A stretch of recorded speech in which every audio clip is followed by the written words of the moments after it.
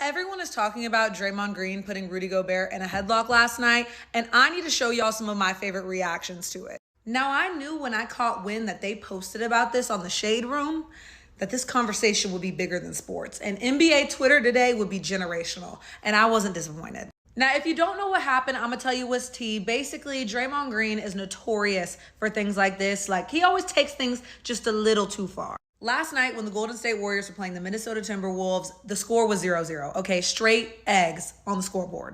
Klay Thompson got into a bit of a scuffle with one of the Timberwolves players, Jaden McDaniels. They were tugging on each other's jerseys. Next thing you know, Rudy Gobert, who is widely hated by the league, comes up to break up the fight. Now, in hindsight, usually when you break up a fight, you grab your own guy, not a guy from the other team.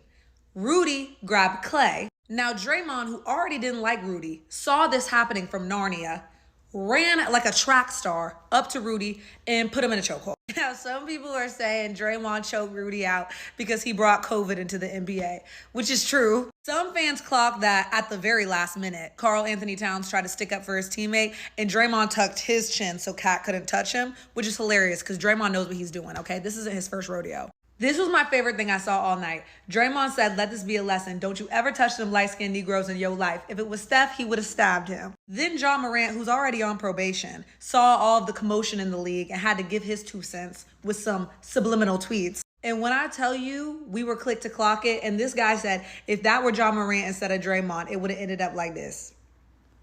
Y'all can draw your own conclusions. Patrick Beverley used to play for the Timberwolves, and he said that Cat was bogus because he didn't stand up for Rudy in that situation. But he also mentioned that nobody likes Rudy. But Jordan Wood's boyfriend dropped 33, and the Timberwolves won the game, so I think it was the mature thing to do to not get kicked out on Cat's part.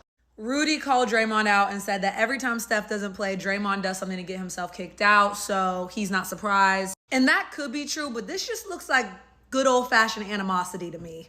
Somebody said that Klay tried to rip through the rest of his jersey in frustration, but when that didn't work, he just had to take it off in defeat.